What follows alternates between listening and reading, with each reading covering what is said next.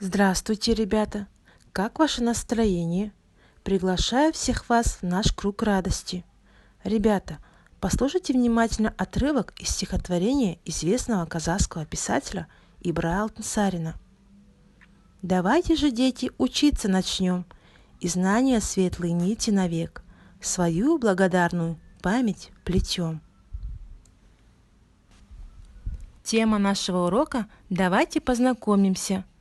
Цель урока – формировать память у детей на основе услышанной информации, развивать артикуляционный аппарат речевого дыхания, развивать фонематическое восприятие, а также прививать у детей интерес к изучению урока.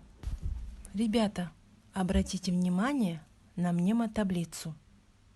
Составьте предложение, используя данные картинки. Какое предложение можно составить с помощью первой таблицы? Я пойду в детский сад. Хорошо. Продолжаем.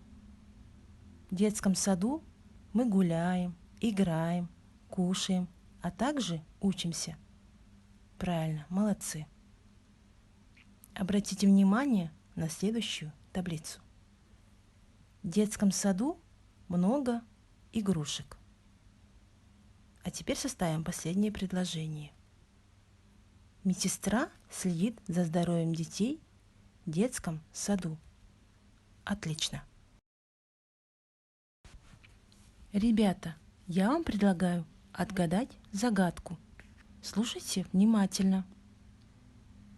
Я не знаю, всех учу, но сама всегда молчу. Чтоб со мной подружиться, нужно грамоте учиться. Как вы думаете, что это? Правильно, ребята, это книга.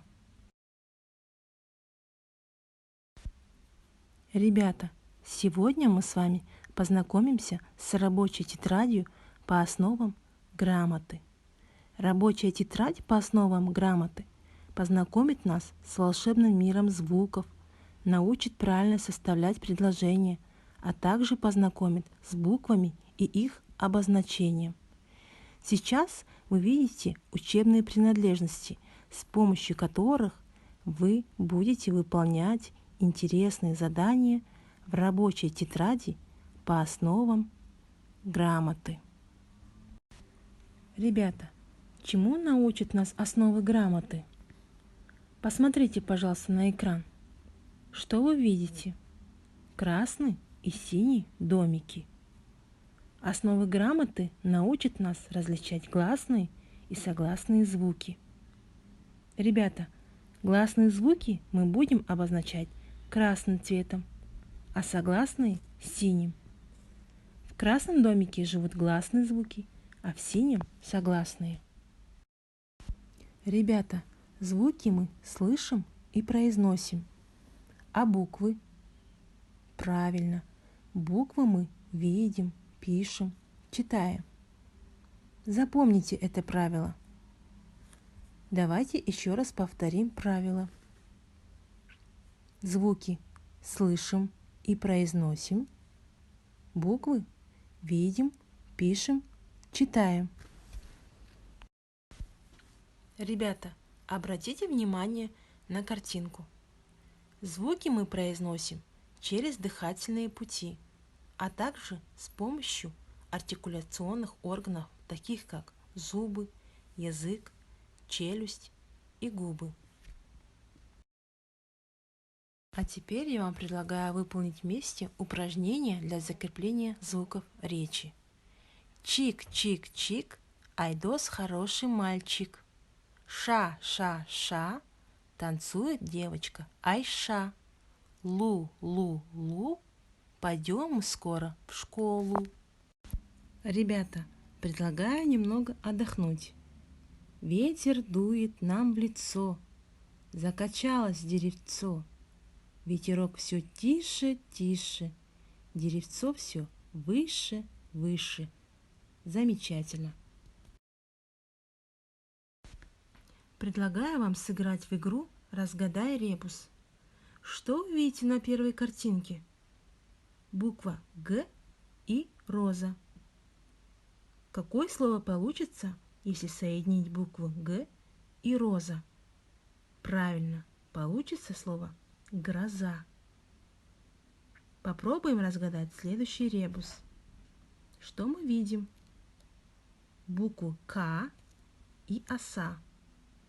Что получилось? Коса. Отлично. Какое слово получится, если соединить буквы «м» и «ель»? Правильно, мель. Разгадайте последний ребус. Буква «ш» и «утка». Получилось слово «шутка». Молодцы, ребята! Думаю, все справились с данным заданием. Ребята, хочу вам предложить еще одну игру, которая называется «Игра с воздушными шарами». Ранее мы с вами говорили о том, какими бывают звуки, а также каким цветом их обозначают. Напомню, в красном домике живут гласные звуки, а в синем – согласные. Ваша задача – разместить воздушные шары по домикам подходящего цвета. Ребята, объясните, почему все синие шары разместили в синем домике?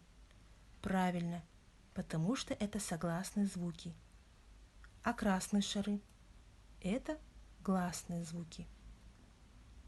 При произнесении гласных звуков воздух, выходящий изо рта, не встречает преграды, выходит свободно.